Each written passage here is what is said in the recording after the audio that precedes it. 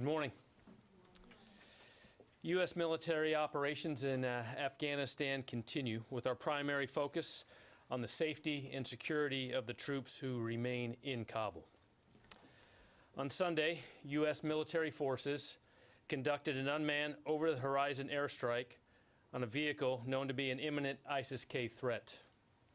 This self-defense strike successfully hit the target near Kabul airport. Significant secondary explosions from the targeted vehicle indicated the presence of a substantial amount of explosive material. We are aware of reports of civilian casualties, and we take these reports very seriously, and we are continuing to assess the situation. Separately, at approximately 11 p.m. Eastern Time last night, as many as 5 rockets were fired at the Kabul airport. U.S. military forces successfully employed our force protection measures to thwart that attack. U.S. forces retain the inherent right of self-defense and are authorized to meet threats with a swift and forceful response. Force protection is paramount in this phase of the operation. Over the weekend and into today, evacuation operations continued. Yesterday, 26 U.S. military aircraft, all C-17s, departed with approximately 1,200 evacuees. In total, there were 28 flights out of Kabul airport in the last 24 hours, which included the remaining coalition departures. As of today, more than 122,000, including 5,400 Americans, have been evacuated from Afghanistan. U.S. military troops have shown tremendous bravery and compassion as they put themselves in harm's way to evacuate as many American citizens and Afghans as possible during this operation. That work by U.S. service members continues across the globe at a number of intermediate staging bases and DoD installations. In CENTCOM, more than 27,000 passengers await follow-on movement from 6 active locations. In EUCOM, 3 active locations currently have more than 22,000 passengers, and today 17 flights will transport about 3,700 passengers to both Dulles International Airport with approximately 11 flights and Philadelphia International Airport with 6 flights. In NORTHCOM, there are nearly 13,000 passengers that remain at 5 different U.S. installations. These numbers are a snapshot in time, and movement of personnel is very fluid. We do not expect these passenger totals to match the total number of evacuees from Afghanistan, nor will they match the total Afghans arriving to the United States. The mission of the evacuation operation was to help as many people as possible leave Afghanistan. Some of these evacuees included American citizens, third country nationals, or Afghans whose credentials permitted them to otherwise depart without processing at a military installation. Military, civilian, and contract personnel continue to work closely with both government and non-governmental agencies to meet requirements and provide additional capabilities for families as they continue their transition. While operations in Afghanistan will conclude soon, the DoD effort to support the interagency is ongoing. Additionally, the Department of Defense continues to support humanitarian relief operations in response to national disasters here closer to home. In Haiti, the U.S. military assets have flown 560 sorties, providing rapid logistical and airlift support, including delivery of more than 348,000 pounds of aid. On the Gulf Coast with Hurricane Ida, NORTHCOM, as of this morning, in coordination with FEMA and our National Guard, has activated more than 5,200 personnel in Louisiana, Mississippi, Texas, and Alabama in response to the hurricane. They bring a variety of assets, including high water vehicles, rotary lift, and other transportation capability to support recovery efforts. The U.S. Army Corps of Engineers is operational in New Orleans and is assessing the storm's impact. DoD stands ready to assist as requested by FEMA. Thank you.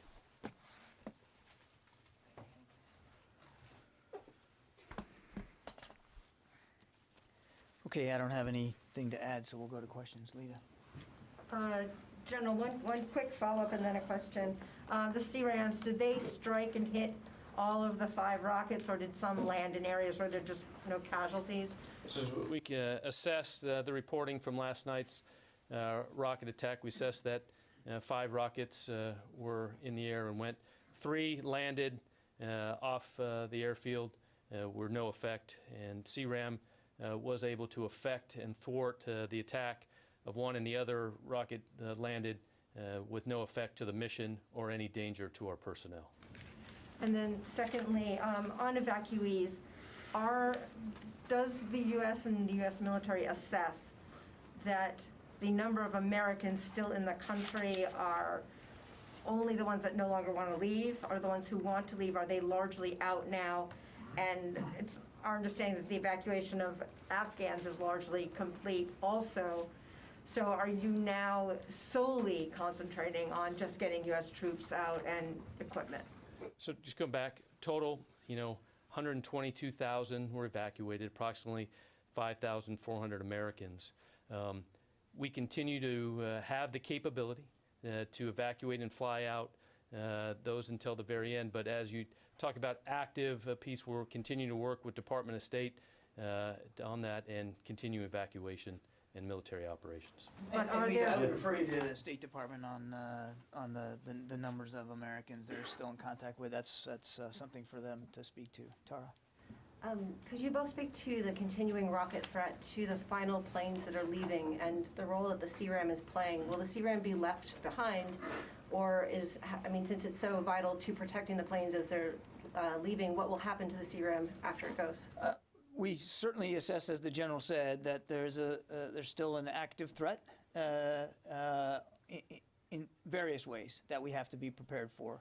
And what I will tell you, without getting into the specific systems and their availability, which I think you can understand why we wouldn't, we continue to have and will maintain the capability to protect ourselves and defend ourselves as we continue to complete the retrograde. And I think that's probably the best place to put it. Just one follow-up, please, if you may. A number of us have gotten reports from either American citizens or vulnerable Afghans that are still on the ground and can't get through the gates anymore. They've been getting notices that the evacuation is over. What happens next for those that are left behind? Will there be any sort of military operation to help get them out of the country? I think you heard Secretary Blinken talk about this, that for Americans and other individuals that want to be able to leave Afghanistan after our withdrawal is complete, that the State Department is going to continue to work across many different levers to facilitate that transportation. And as I said earlier, right now we do not anticipate a military role in that effort. Jen? John, General Taylor, you just said that one rocket landed with no effect to the mission. You mean it landed inside the airport perimeter, but it did not affect the mission? It landed inside the perimeter and had no effect whatsoever. And these ISIS-K fighters or planners that you have targeted with drone strikes in the last few days, are any of them, were they released from the Bagram prison or from Pulicharki prison? Were they known combatants who were inside those prisons? I don't think we have that information. And lastly, if 5,800 Americans were left in Afghanistan when you pulled out of Bagram at the end of July, why did the U.S. military not begin evacuations of Americans before pulling out of the country? Jen, we've talked about this quite some time ago. I'm happy to revisit it.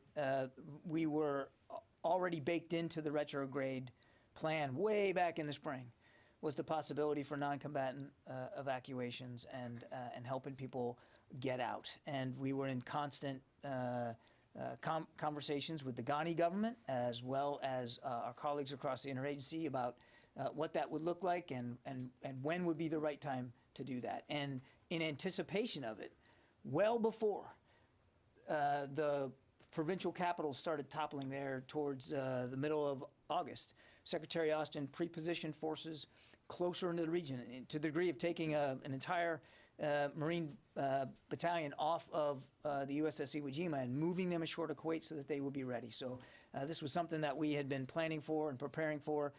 The timing of these things is always very delicate, as you might imagine. You were essentially stopped by the State Department from beginning those evacuations. I wouldn't say that, and I don't think it's important right now to get into internal deliberations.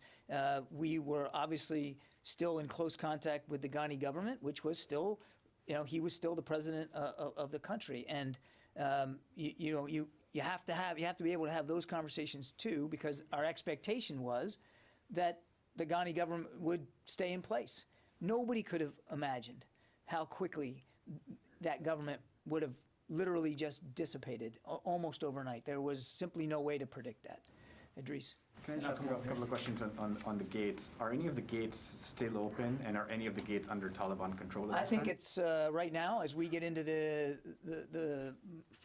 this has always been a dangerous operation, but we're in a particularly dangerous time right now, Idris. I think you can understand that we're not going to be detailing the status of any particular gate right now. As the general said, we still have the ability and the capability to conduct evacuation operations even while we are completing and working to complete the retrograde of U.S. forces. Quick follow-up. You've now had two incidents, one on Thursday and one on Sunday, where there may have been civilian casualties or reports of it. Beyond investigating it, do you have any indications that those reports may be accurate? We are not in a position to dispute it right now, Idris. And as the general said, we're assessing and we're investigating. Look, make no mistake, no military on the face of the earth works harder to avoid civilian casualties than the United States military. And nobody wants to see innocent life taken. We take it very, very seriously. And when we know that we have caused innocent life to be lost in the conduct of our operations, we're transparent about it. We're investigating this. I'm not going to get ahead of it. But if we have, verifiable information that we did in fact take innocent life here, then we'll be transparent about that too. Nobody wants to see that happen. But you know what else we didn't want to see happen? We didn't want to see happen what we believe to be a very real, a very specific, and a very imminent threat to the Hamid Karzai International Airport and to our troops operating at that airport, as well as civilians around it and in it. And that was another thing that we were very, very concerned about. Over here, David. The President had said that the likelihood of an attack within the next 24 to 36 hours was highly likely. He'd been told that by his military commanders. Then after that, there was the strike on this vehicle. After that strike, is another attack still considered highly likely? We are operating under the assumption that we need to be prepared for future potential threats.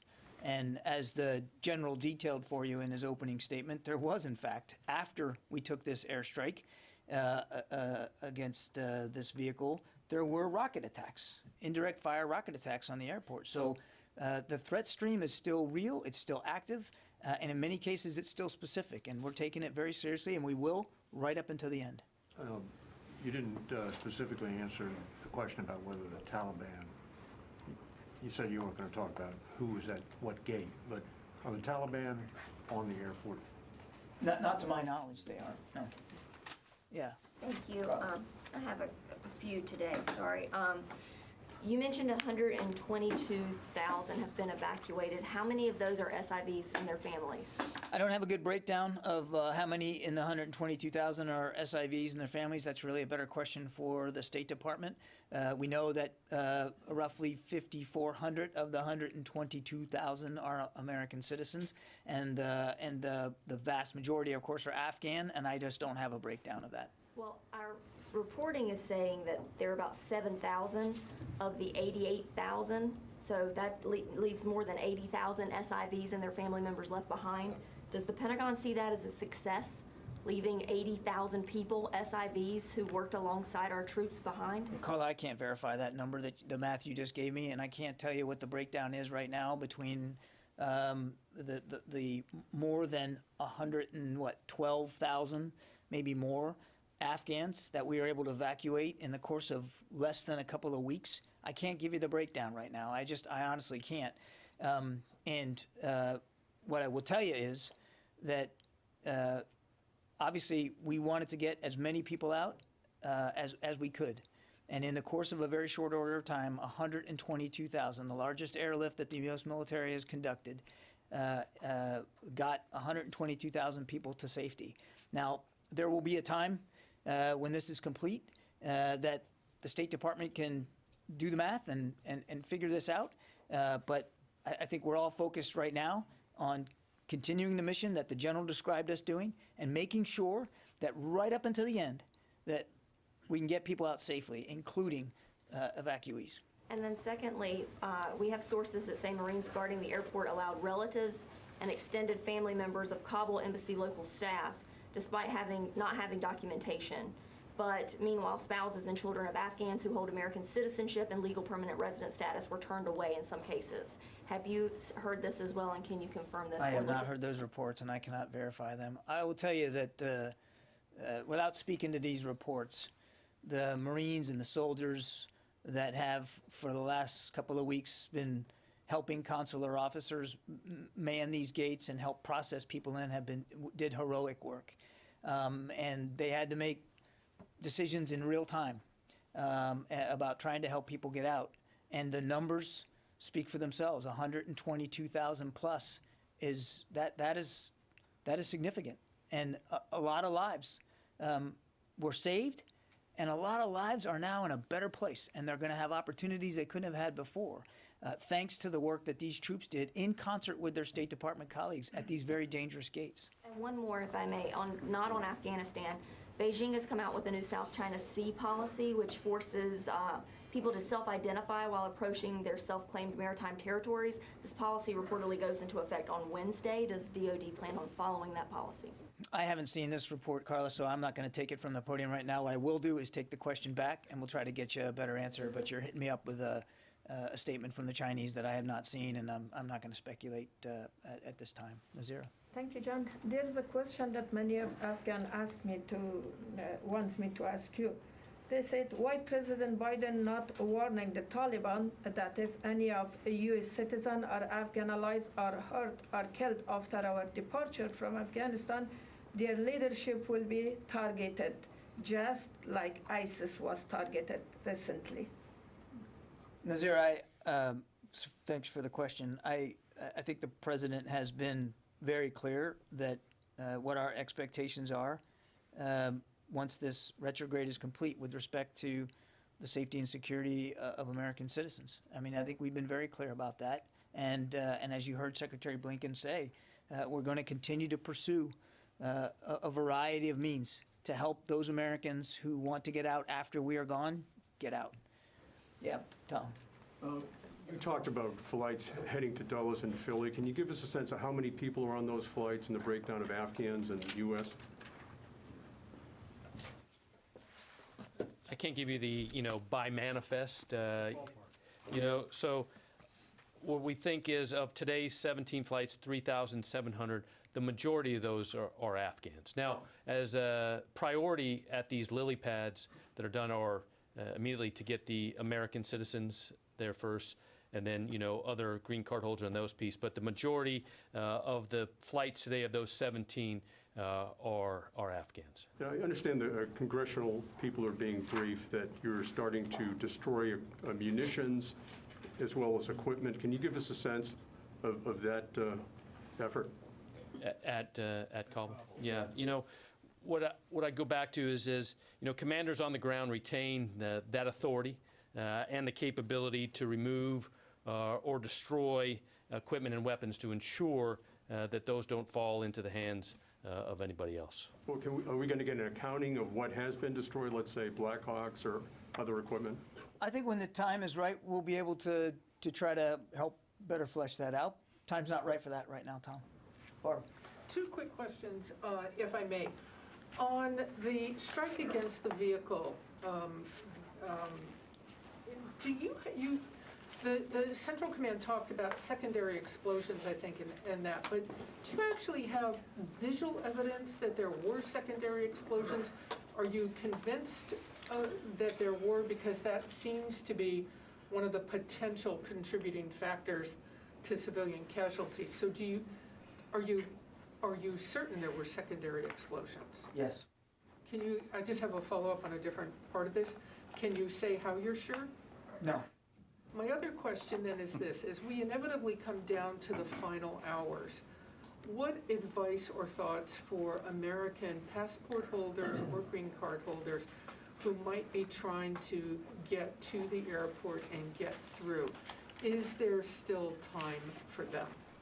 There is still time, and the State Department is in touch, we know, with additional American citizens. Again, given the tense security environment that we're dealing with, I think it'd be better to just not talk about it much more than that. But they are in contact. Court. Do you mean by there's still time that flights will continue tomorrow on the 31st? I'm not going to get ahead of the actual operational schedule, Courtney. I'm not going to do that. And then can you, a little bit more on the continuing strike from ISIS-K. After the U.S. is completely out on the 31st, will you coordinate with the Taliban or give them notice if you plan to conduct more strikes against ISIS? I don't think it's useful to get into hypothetical operations, future operations one way or the other. The only thing I would tell you is that the President has made it very clear that we will maintain robust over-the-horizon counterterrorism capability, the kinds of capabilities that you've seen us use in just the last 24, 36 hours, and we'll have the ability to act in ways that are in keeping with our national security interests and help prevent attacks on the homeland. We still have that capability. We will use that capability. What's not hypothetical is the fact that the U.S. military has been coordinating with the Taliban on the ground for the last 2 weeks or so. So to ask if you were going to continue coordinating with them, in this case against ISIS-K, isn't hypothetical. Will you continue to coordinate with the Taliban after August 31st? I beg to differ. I actually think your question is entirely hypothetical about something that is entirely different than what we've been coordinating with the Taliban on over the last 2 weeks, which has been to help us get as many people onto that airport as possible. I do appreciate the sense of the question. I'm not trying to mock it. It's just that I don't think it's helpful for us to talk about what over-the-horizon counterterrorism capability is going to look like going forward and how we're going to execute it. Suffice it to say, we have the capability. We've demonstrated that over just the last couple of days in strikes that were not coordinated with the Taliban, and we have that ability to go forward. And then does the Pentagon or CENTCOM or whomever it would be have the authority to continue to conduct strikes against ISIS-K after August 31st, or do those decisions have to go to the President on a case-by-case basis? The commander on the ground has the authorities he needs right now. I'm not going to talk about authorities going forward. I will say this, not in terms of, I know what you're asking, specific approval authority for each and every strike. I won't talk about policy decisions going forward, except to say that the entire interagency, certainly the entire military chain of command, understands the existence of this threat and the possibility of this threat to continue to exist over time, and we have the capability to deal with it. Louis? Following up on these contacts with the Taliban, have there been contacts with the Taliban about the U.S. withdrawal that's going to be taking place right now and over the coming days to ensure that there are no misinterpretations of what's going on? The short answer to your question is yes. Without getting into detail, our commanders on the ground remain in communication with Taliban leaders around the airfield to deconflict and to prevent miscalculations and misunderstandings. And so far, that communication has been effective. And that applies to the withdrawal that's going on right now? It does. Nancy? I'd like to ask you about, or to follow up to Idris's questions. In the initial readout from CENTCOM on the strike over the weekend, on the car bomb and the suspects in it, the U.S. said that initially, the initial assessment was there were no civilian casualties. On what basis did the U.S. make that assessment? The initial statement said that we are assessing and we have no indications at this time of civilian casualties, if I remember the statement exactly, and that was true when it was said. We also put in there, or the CENTCOM put in there, that we are assessing, and we continue to assess. But what I'm trying to understand is on what basis, in an over-horizon capability, are you making assessments on civilian casualties? How is that being done? Because, well, we're certainly we're looking at a variety of means of information, and we're obviously collecting open press reporting, and we're doing the best we can to try to understand the situation locally as best we can, and that would include discussions with the Taliban about what they might be seeing. So there's a variety of ways that we are trying to do this assessment. And then can I get more clarity on why we can't know the names of the ISIS-K suspects that were hit on Thursday? I'm having a hard time understanding. They were described as high-profile planners, facilitators. Yeah. The president has said that we will hunt you down. Why can't we know who the you is? Well, there'll probably be a time when we can talk to you about the names. That's not the time right now. We are still dealing with, as we saw from last night's rocket attacks, very real, ongoing threats. And I think we're doing what we believe to be the prudent thing with respect to the release of information. We're giving you as much as we can in as close to real time as we can, but we're not going to be able to give you everything. And we talked about that a couple of days ago when we talked about the retrograde beginning, that there was going to be a more judicious approach about information release. So there will probably become a time when we can be more forthcoming. Now's not that time. Let me go to the phones here. I haven't done this at all yet. Alex Horton.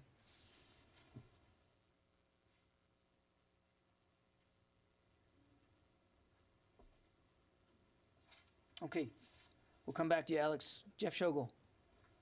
Thanks. I have a question, and it's difficult, but I hope you can entertain it. According to Politico, the U.S. knew where the attack would, or roughly where the attack would take place on Thursday and when it would take place. Why were there U.S. troops at that gate at that time? Jeff, what I can tell you is that we have been monitoring as close as we can intelligence that led us to believe that we were in a very dynamic and in some cases specific threat environment. Number one. Number two, as General McKenzie said, we're gonna investigate. We're gonna get to the bottom of what happened last Thursday. 13 precious lives were lost. We're gonna take that seriously, and we're not gonna investigate it in public. Number three, I am absolutely not going to speak to a press story that was informed by the unlawful disclosure of classified information and sensitive deliberations here at the Pentagon. Just not going to do it. Yeah, bye. John, given being conducted at a residential area, this strike, drone strike, the collateral damage of this strike was almost a certainty. So was that the only option you guys used? Just a question to both of you. Was there any other option to stop that bomb-laden vehicle? I'll let the general. I'll ask the general to provide context. Only thing I would say is that we've used the word dynamic a lot, and I know that sounds like Pentagon speak, but that's really the best way to describe the threats we're facing. Dynamic, moving, fluid, quick. And because that's how ISIS-K operates. And we have to try to be as quick and as nimble as they are. And when you have what we believe to be an imminent threat, and we believe this to be an imminent threat, we took the action that we believed was the most necessary at the best opportunity to thwart that attack. Commanders will always minimize collateral damage. That is one of the key tenets of how we operate. In this case, just like Mr. Kirby said, that this strike prevented a high-profile attack against both, coalition U.S. forces and other Afghan civilians. And so, as we looked at the information that we had during the time of the strike, we took all those measures in place, and the decision was made to strike and thwart that attack. And also on the 5 rockets, so the U.S. Force Protection measures engaged those rockets, and then apparently they hit one of them, or you didn't engage the other ones? You just wanted to engage that specific 4th one? Yeah, as we look at, just going back, the force protection CRAM did work. It did engage and had effect on the one, and then one did land in an area, and it was not effective. So it didn't intercept that one, right? That is correct. We intercepted one, and it was effective. Okay. The CRAM was effective. Therese. Morning, John. I just need to clarify the numbers you stated earlier. Of the 122,000, is the 5,400 a part of that number of Americans evacuated, or is that a separate number from the 122,000 plus evacuated over the course of this operation, going back to late July when we started moving SIV applicants back home. And then when you add in the since then, yes, 5,400 is included in the 122,000. Okay, thank you. Of course, I understand you can't give us an update on the number of troops on the ground, but are you still confident that all the troops will be out by the deadline? And also, if you can clarify when the deadline will come into effect, like Kabul time, August. It's a little bit confusing. No, fair. Answer to your first question is yes, and the answer to your second question is I'm not going to get into it. Janie. Thank you, John. If the ISK terrorists continues terrorism in Afghanistan, even after the withdrawal of U.S. troops on the 31st, will the United States get involved in the war on terror again? Well, I think I'd like to go back to what I said before to Courtney. The president's made it clear that our combat mission, the war we have been fighting in Afghanistan, that's going to end. And it's going to end very soon here. But what's not going to end is our commitment, especially here at the Defense Department, to protect the American people from threats, and particularly from any terrorist threat that could emanate from Afghanistan again.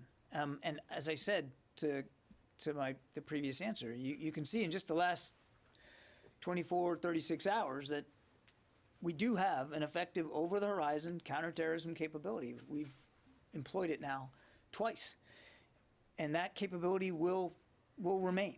And obviously, we're not going to detail what it looks like on any given day against any particular threat, but we're going to maintain that capability to protect the American people from threats that could emanate from Afghanistan. And it's also important to remember that the counterterrorism threat isn't just in Afghanistan. It's in the Levant. It's in North Africa. I mean, and you guys have all seen that. And we are going to still maintain that ability to thwart those threats as best we can. And over the horizon is not something new to us either. I mean, we've been doing it for a long time in places outside Afghanistan. Yeah. Abraham. That over-horizon ability for strike and for ISR, is that still coming from Gulf bases, or are you making progress with regional partners for that over-horizon? It comes from over the horizon, Abraham, and I'm not going to go into more detail on that. It's being made with those negotiations? We continue to have discussions with neighboring nations about possibilities. I don't have anything to announce today. Alex, let me come back to you. You there?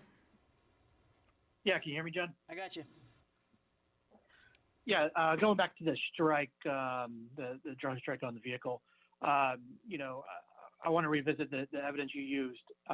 It seems like verification that it was a legitimate target came from the secondary explosion, though an ordnance expert and trained EOD tech told me, assessing the wire photos, publicly available photos of the scene show, a lack of soot on the walls, relatively relatively little amount of shrapnel. There's a tree that was knocked down that with the foliage still intact. So, after viewing these things, you still stand by with a high degree of confidence that there was a significant explosion and not something like, a gas tank explosion or something like that, that may misdirect the evidence of a big secondary explosion. No. We know that, as I said earlier, there was a secondary explosion that assessed that what was there was going to be used in a high-profile attack. I don't have details on the information that you're just saying there, but our intelligence experts and the CENTCOM will continue to assess the post-strike activities. Okay, a couple more on back there. Does the coordination with Taliban apply to the final phases of the withdrawal? I mean, will they take over the airport before you leave? How will you ensure the protection of your troops? Will you depend on your capabilities? How the outcome would look like, the last flight? There's a lot there.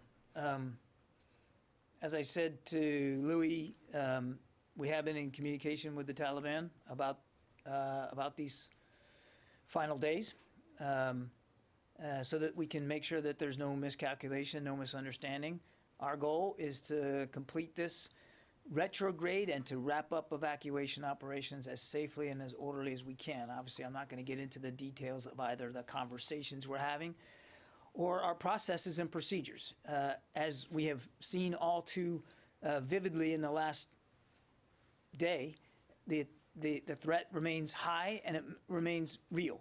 So what I can assure you is that that General McKenzie and Admiral Vasely, General Donahue there on the ground, they have worked out a very carefully coordinated method of safely completing this retrograde, and that's about as far as I think I can go. As for the airport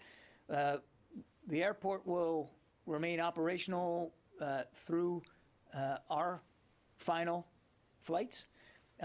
What it looks like after we are gone, I would just point you to what the Secretary of State said, that the international community, there's a couple of countries that have talked about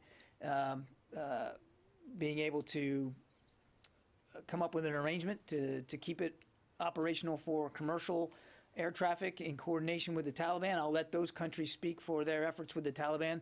That would not be a U.S. military function. It would not be a U.S. military responsibility once we have completed the retrograde and we are no longer there. Just a couple more. Yeah, Megan? The ratio of flights to people getting out has gotten pretty high. Is that only indicative of fewer people coming onto the airport, or is that also a mix of flights filling up with equipment and supplies heading out? Yeah, so we're not going to get into details of load plans, but obviously we are reaching the end of our prescribed mission, so commanders are inflowing and outflowing those requirements needed to complete the mission. And are there still strike aircraft flying overhead, keeping out in case something's going on near the airport while everyone's getting on the planes? Assets, as we talked about, assets available. We're not going to get into the details of what's flying and what there is, but the commanders that are fulfilling this last part of this mission have all the assets they need in the air and on the ground and where they're at to complete the mission safely. 2 weeks ago, you guys were... Non-combatant evacuation operations are dangerous, period. The end of them, particularly one in an environment that we can't clearly cannot consider permissive, are particularly dangerous. And the commanders on the ground have the resources they need to enact appropriate force protection. What is more dangerous now about saying there are F-18s and Reapers flying over than there was 2 weeks ago when you guys were It's not that we're not saying more specific because for one reason or another. It's that we are in a particularly dangerous time now, Megan. Not that it hasn't always been dangerous, but it is particularly dangerous now, and we're just not going to detail every aspect of our force protection measures in public while we still have troops in harm's way and we're still trying to get people out of Afghanistan. There will be a time to talk about all that. It's just not today. One more question. Yeah, Jen. There's an American hostage still being held by the Taliban. Has the Taliban agreed to release Mark Frerichs before the U.S. leaves? Does the U.S. have any plans to leave without this American hostage? Well, without getting into specifics, Jen, I can tell you that we share the entire government's concerns over Mr. Frerichs and our strong desire to see him returned home to his family where he belongs. And there has been a concerted effort over many, many months to try to achieve that outcome. And regardless of what we do over the next day or so, we will remain, all of us will remain focused on returning him safely to his family. That's not gonna change one way or the other. Okay, listen, I'm gonna wrap it up here. I appreciate it. Thanks very much, and we'll talk to you soon.